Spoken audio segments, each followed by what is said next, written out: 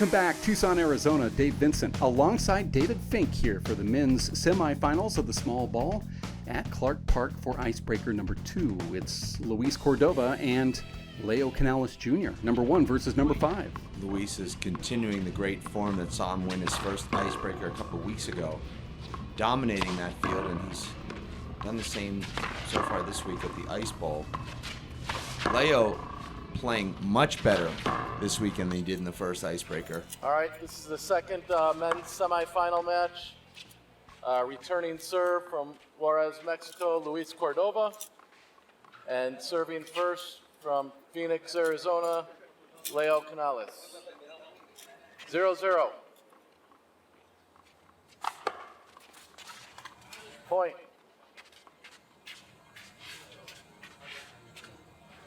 One zero. Short. Second serve. Good start for Leo, who starts with an ace. Not easy to score points against Lucho, as we've seen this season. Side out. Leo gets his first win against Shorty Ruiz in 0-1. 3-wall in the quarterfinals here, Dave, and he looked really good doing it. Point. Look at this serve. Leo wins that first game against Shorty 15-1. 1-1. He was down 14-8 in the second game and came back and won that in overtime. He previously lost to Shorty 11-10 Point. in the first Icebreaker here, March of 2020. 2-1.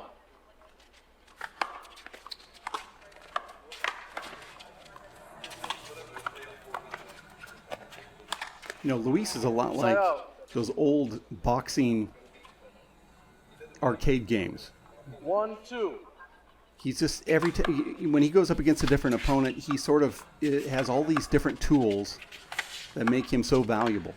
And you see immediately he has a great serve, then he goes with a deep serve. He has an idea what to do, and if you're going to run down all of his strengths when 2-1. he matches up there when he serves, you're like, hey, he's got everything. He's like the next level guy that you play that you have to try to figure out how to accomplish.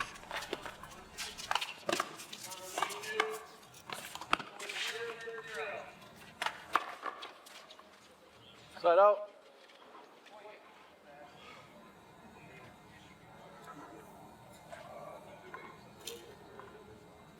Look at that left. 1-2. The perfect left. Yeah.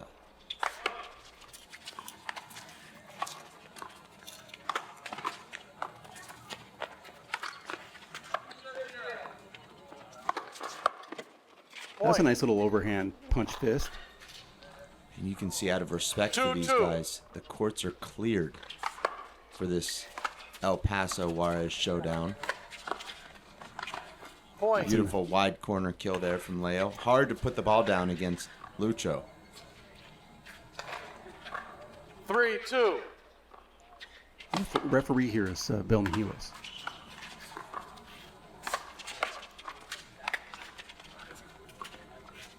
I mean, why not go for it? I mean, he's already made, 3 out of 3 when he's attempted to go for those kill shots. You can hear the sound off Leo's hand. 4-2. Very clean contact. Leo probably Point. looked as bad as I've seen him play in 3 years in the last tournament. Now he's playing, I think, the best I've ever seen him play just 3.5 weeks later. 5-2. Sometimes you need those off tournaments for motivation.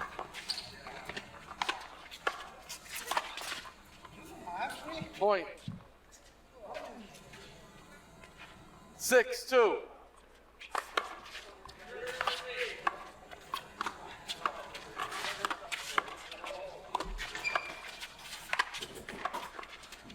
Leo goes for it again, still in front Point. of Luis, and he gets another point. 7-2 here. 30-second timeout. Probably a smart Score is timeout, too. 7-2.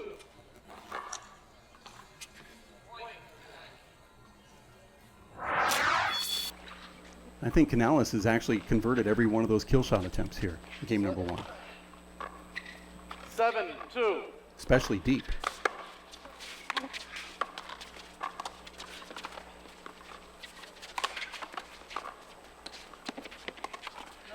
You know, everyone would have thought that Luis is going to hit that ball down the right wall. Mm-hmm. And Leo thought so as well. He got 2-7. into position, but then Luis punches it to the roof. Makes Leo do an additional, 40 steps during that rally.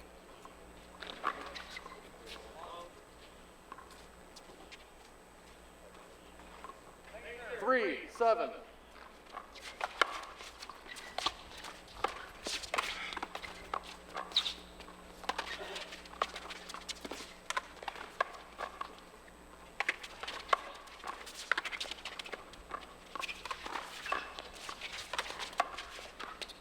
Gee. That's the power you're talking about with Luis. Mm-hmm.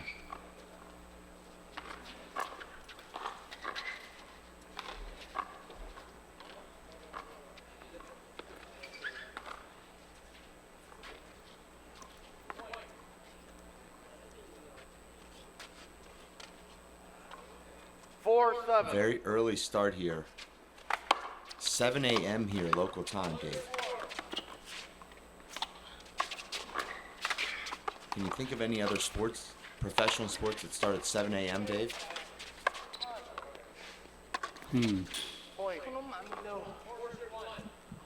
Boxing starts at about 12 midnight on the east.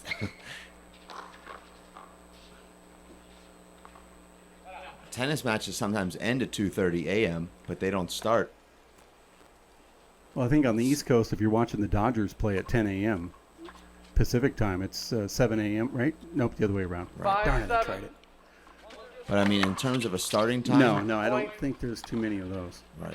The Iditarod dog racing up in Alaska. Mm-hmm. Even then, they probably don't kick off at 7 in the morning. 7. Not on the initial day, but next day, yeah. But that would be about right, comparing handball to dog racing, sled racing. Well, actually, these golf tournaments do start at 7 a.m. So we did find something there. I think you just wanted to talk about golf. I really don't. Since the fracture, I'm pretty much done with golf. Huh. Okay. So, 7-6.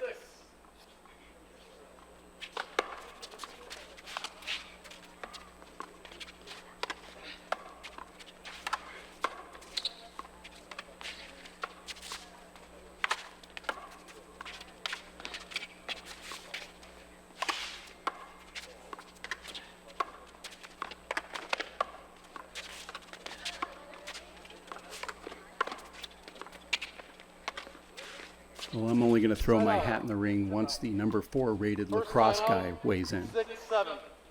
1 minute. Then I'll form my opinion. As we fly over Clark Park in Tucson, Arizona, Leo Canales Jr. with the lead here, but a nice little comeback from Luis Cordova has it at 6-7. It's game number 1 of the men's semifinals. it has not stopped the fans from pouring in, Dave, the early morning start. 6-7. Good or short? I can't see it. What do you guys think? All right, 2 serves. 6-7. Point. 7-7. Deep. Second serve.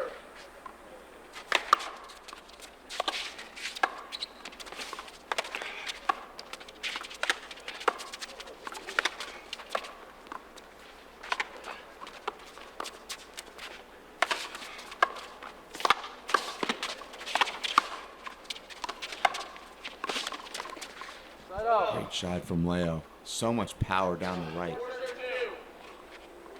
These guys are really pushing themselves in there. 7-7.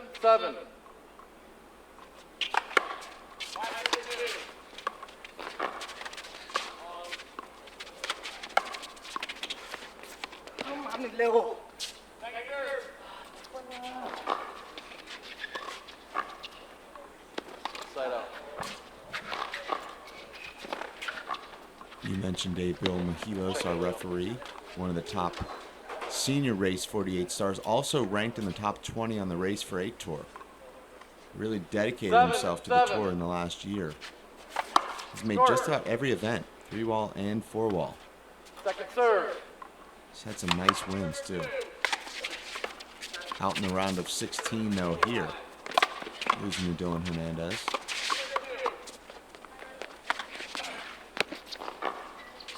I know you had that match circled on your scorecard, Dave, as a potential classic. Turned out Dylan won that one in 2.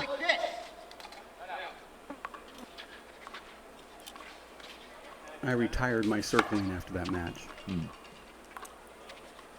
8, And 7. you can circle that on your scorecard. I'm using squares now. Wonderful. Now you know why I retired it. Yes. Side out.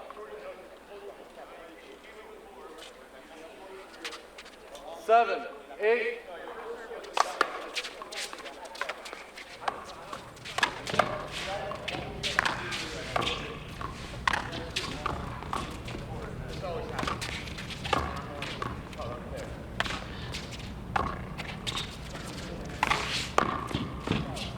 Side out.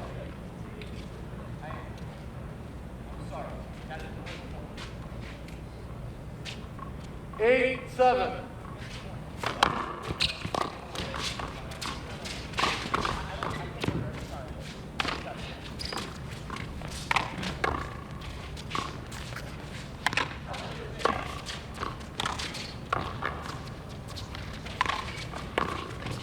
Side out.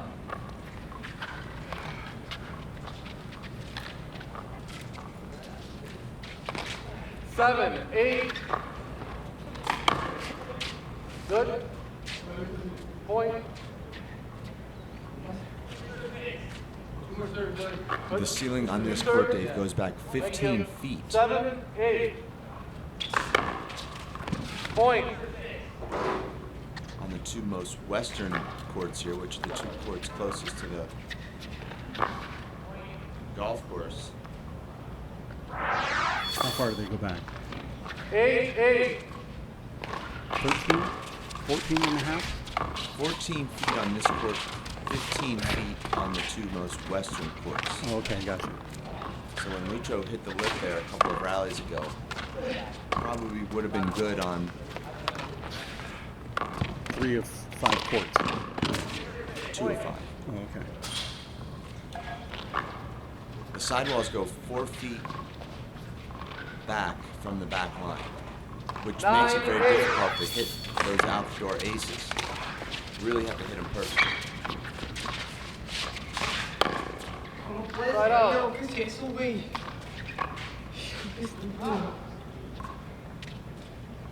8, 9. Courts, they were originally built in the 1970s as 4-wall courts.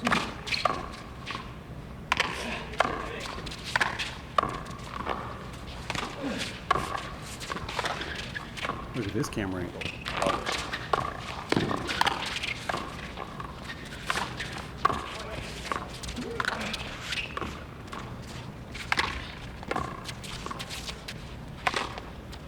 Very physical rally here. Oh, that's a nice shot. Great way to end it right there from Leo Canales. Watch this angle. Side out. Bam. Perfect shot. And he's way past the deep line, too. 9, 8. About 43 feet back there.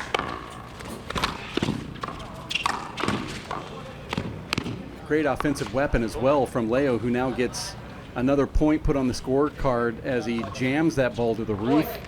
Luis 10, 8. pretty much just gave up on it immediately.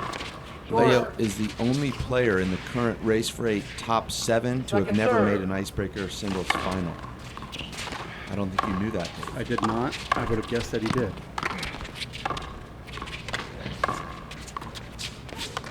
He's been in Point. several semifinals, losing one 11-10 to Shorty Ruiz. 11, 8.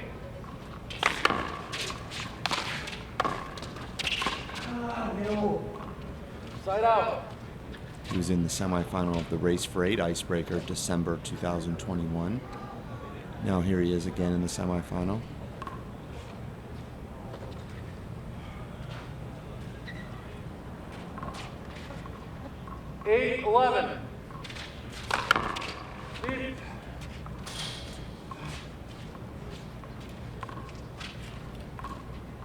Second serve.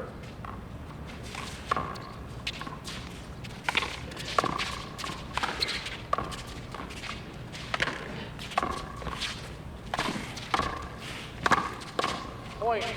Tough shot to kill. A lot of power coming right at you. 9-11. Puts that fist fly kill attempt in the ground. Point. That's a good serve. That's almost like a kill shot. Timeout. Right. Look how low that 1 ball minute. is. Double bounces second. before the back line. You don't see that very often Time without in. clipping a side wall. I mean, if it hits a side wall, yeah, you can say you've seen it, but 10-11. 2 bounces before the back line, no side wall involved. It's pretty impressive. That's like Paul Brady stuff.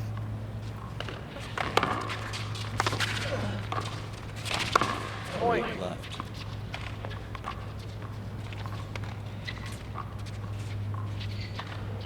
Eleven. Quick strikes here from Cordova, set up from really good serves and then quick strikes if the serve gets back, and this one isn't getting back.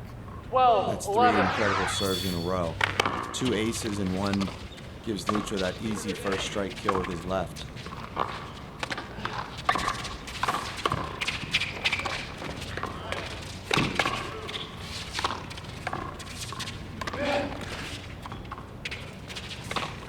He leaves that one up. It's out. That's the first really wild shot we've seen from Leo here. Well, he was converting all of those kill shots in the front corner, misses that one, and then over hits that next one when he actually had an open lane. It is frustrating when you pop the ball off the court when you have your opponent pinned. We see it a lot. Yeah, you want to hit the ball just a little harder than you normally would. Well, when you're close to the front wall, 20 feet from the front wall, anything you hit with a lot of power halfway up the front wall is probably going out. 13-11.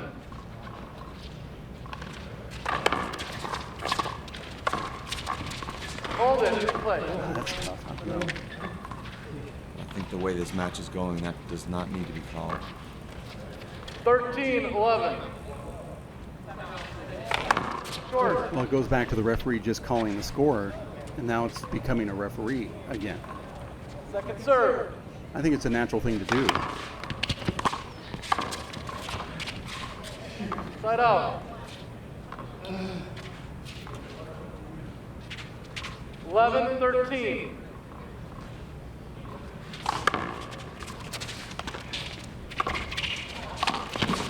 I like that.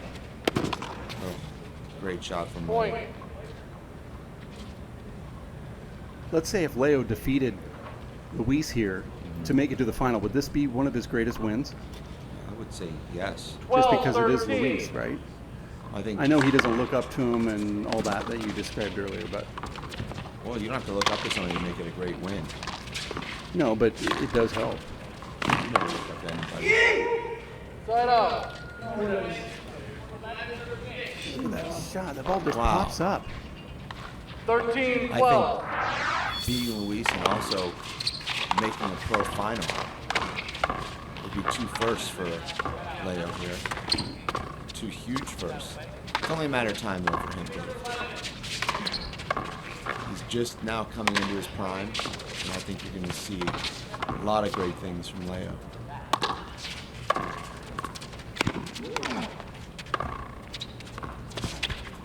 Good play. Yes, excellent.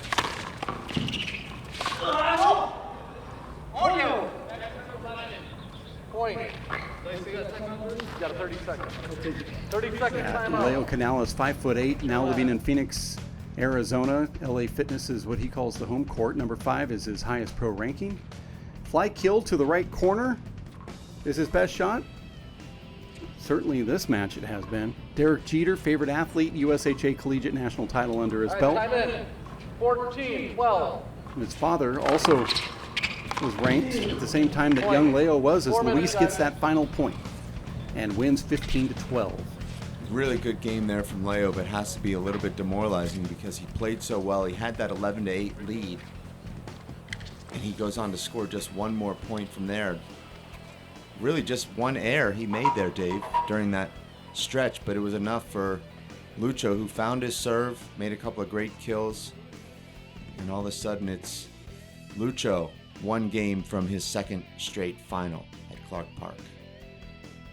Yeah, that one error that he made late actually sort of sealed his fate. All right, game 2. Came at the worst time. 0-0.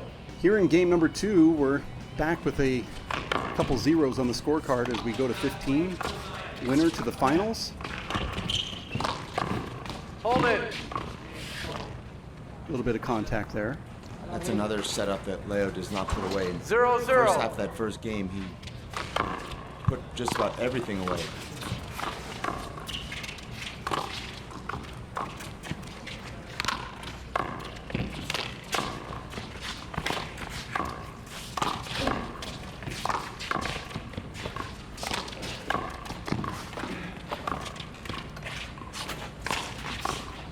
Side out. Grueling rally there for both guys. Leo gets that one, but he still left it up a little bit. 0-0.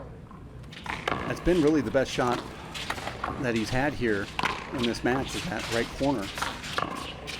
Side out. You know, ever since Luis was about 17 years old, he's had that shot right there, 0-0. that over the top, keep the ball down with the right hand. Right. If you look back 20 years ago at these World Championships and Nationals, you'll always see Lucho's name winning these junior titles, always in the 1-0. finals. So he's always had this amazing game. Point. Will help. Won his first big open tournament when he was 16. That was at the USHA Hall of Fame, defeating Abe Montijo. He's still, Dave, by far the youngest player to ever finish inside the race for Elite 8. 20 years old in 2012. 2-0. Finished number 7 that year. Short. I think he started off as a qualifier that year. Second Yes. serve.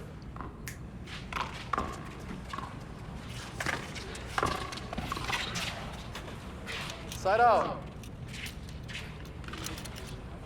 I can remember him taking 0-2. Nani Alvarado Jr. into some really close games.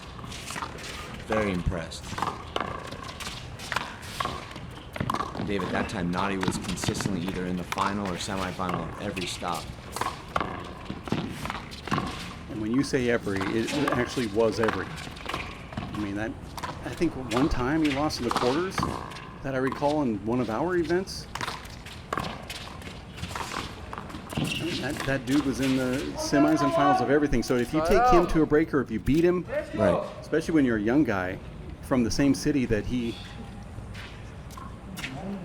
is known to 2-0. be from, you know, it's a big deal. That's a great shot. Almost hits the sidewall right next to himself there to create the angle.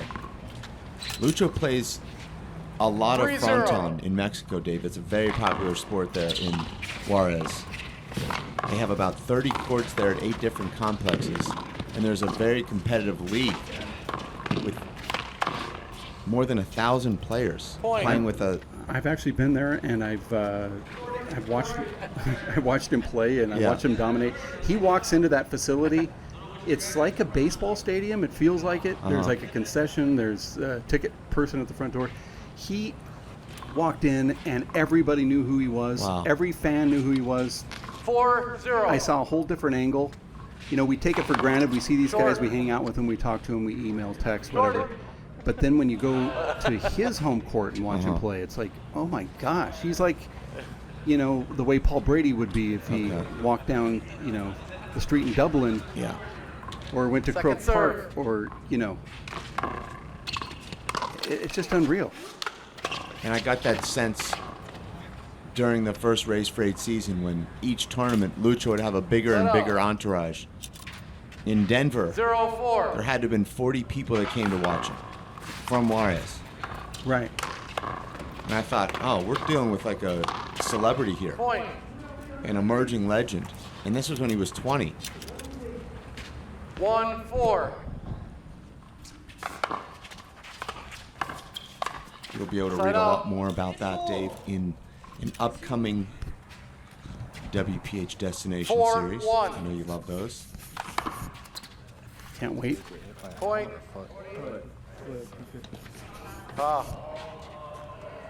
E4 again.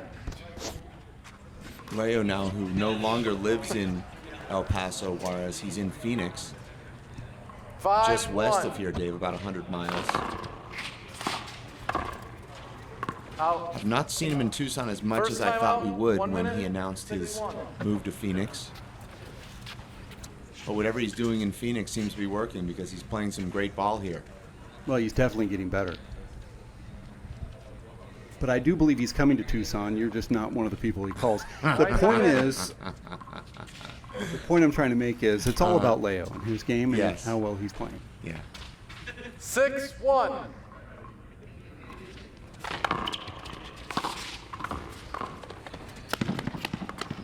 Side out. That literally was a 360. He went 180 and then back.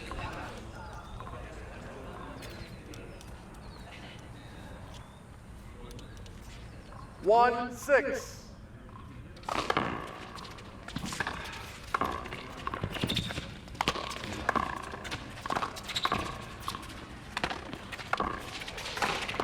Hold it. I don't think so. Yeah, that's tough. These are pro players, right? Leo knows no. exactly where that ball's I going to don't go. like that at all.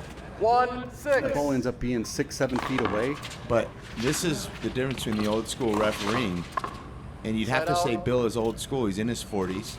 He also hasn't been on the tour for 10 or 11 years until coming back last year. So 6-1. he's still of that. But even when he was in his 20s, he called the Point. old school style of game. So. No, but I mean, that was in his 20s. That's how the game was called by everyone. Oh, okay, I see what you're saying. Yeah. Nice clip right there. Another 7-1. deep crack serve from Luis. His serving game has gotten a lot better. But I just think Point. the game evolves. And I know you probably watch basketball, Dave. I don't think they call fouls the same way they did 20 years ago. No. Do they? No. Okay. Do they call 8-1. fouls? I don't know. I don't watch it. Deep.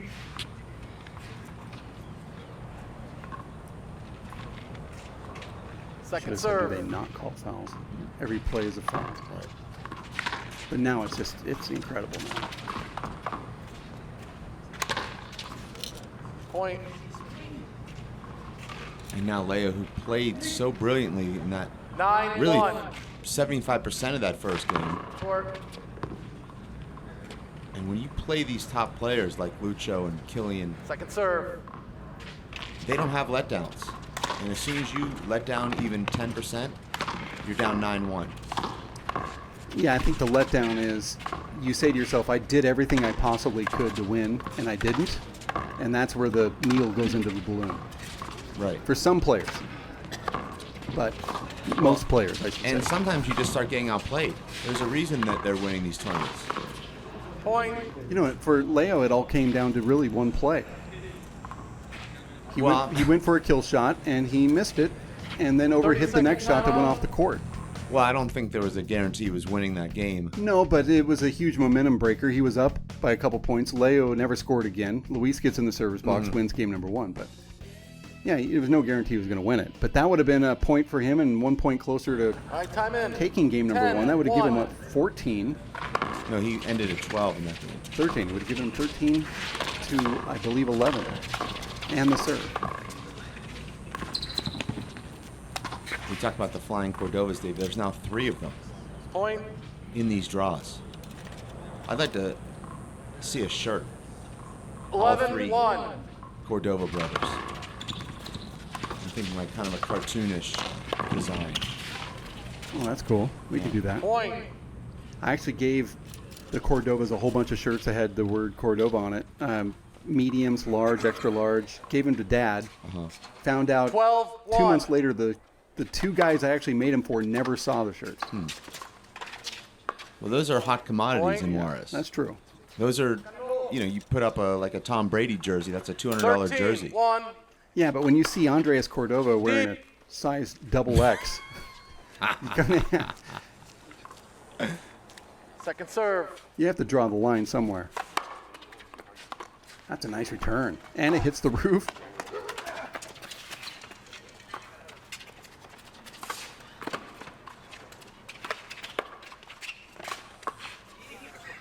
Point. Seems like when it rains, it pours. This is match point now for Lucho. Match point. 14-1.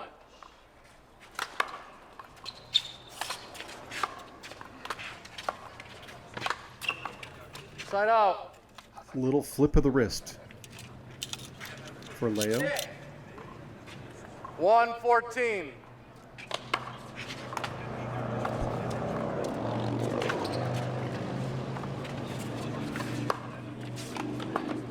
Point. Dave, I don't know if we have time to get into it right now, but so many 214. great young players emerging now on the Point. tour. You mentioned Andres a couple minutes ago.